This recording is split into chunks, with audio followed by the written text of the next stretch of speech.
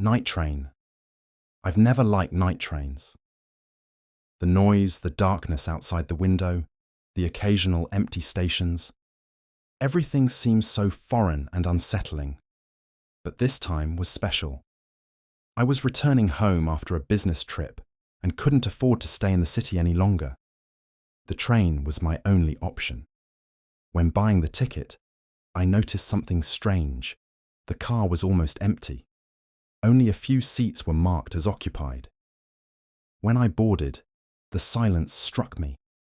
Only the occasional sound of the wheels, the creaking doors, and the dim light of the lamps created an atmosphere that made it impossible to relax. My seat was by the window. Across from me sat a young woman in her mid-20s with long chestnut hair. She seemed a bit nervous and was staring at her phone. Beside her was an elderly man holding a book. We exchanged polite nods, but didn't strike up a conversation. As the train began to move, I tried to distract myself from uneasy thoughts, but things quickly went awry. About 15 minutes into the journey, the lights in the car started flickering. At first, I thought it was a routine technical issue, but then the car was plunged into complete darkness. "Does this happen often?" I asked the man hesitantly. He looked up from his book but didn't reply. The woman across from me suddenly stopped looking at her phone and glanced around nervously. Then I heard a strange sound, like something, or someone, running down the corridor. I turned to look, but saw only the faint beam of the conductor's flashlight in the distance. The woman across from me leaned toward me. "Did you hear that?" she whispered. I nodded. The elderly man seemed unbothered, but his hands were trembling despite his calm expression. A few minutes later, the train came to an abrupt stop, so sudden that I nearly fell off my seat. The lights came back on, and we noticed that the door leading to the next car was ajar. The conductor approached us, his face pale. "Everything's fine," he said with a strained smile. "Just a technical stop." His words didn't sound convincing. The woman nervously moved closer to me. "What's going on?" she whispered. "I don't know," I replied. "But I don't like it." Suddenly, another sound echoed through the car. This time it was coming from within. Heavy footsteps, unnaturally loud, resounded through the corridor.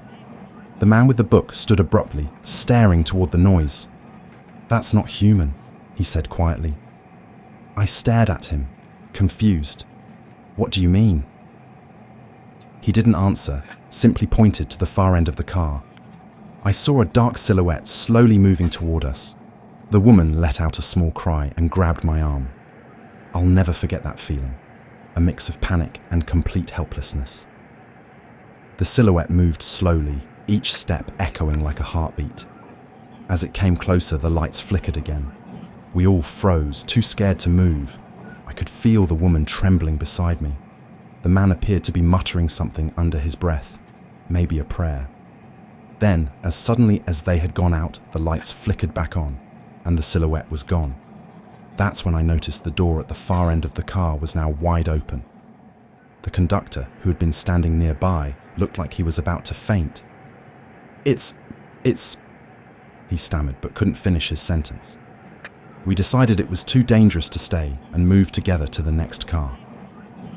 The conductor led the way, his flashlight trembling in his hand. On the way, he told us that strange things like this had happened before. Passengers on this route sometimes complained of unexplainable occurrences. No one could provide an explanation, but rumors suggested a tragedy had taken place here. "What kind of tragedy?" the woman asked, barely holding back tears. "I'm not sure," the conductor replied. "They say a train derailed on this route long ago. No one survived." His words hung in the air like a dark omen. We quickened our pace. When we reached the next car, everything felt wrong. The car looked empty, but I could sense something, or someone, watching us. The feeling became unbearable when we heard a child's laughter. "Someone's here!" the woman cried out. We froze. The laughter echoed again, closer this time. And then I saw her, a little girl standing by the window. She stared at us with large, empty eyes. "Help me," she whispered. I didn't know what to do. We stood there, paralyzed, until the lights started flickering again. The girl vanished as suddenly as she had appeared. The next morning, the train arrived at its final destination. Exhausted but alive, we stepped onto the platform. The conductor told us he would never work this route again. The woman shook my hand tightly, thanking me for staying with her. We never found out what happened, but I know one thing for sure. I'll never board a night train again.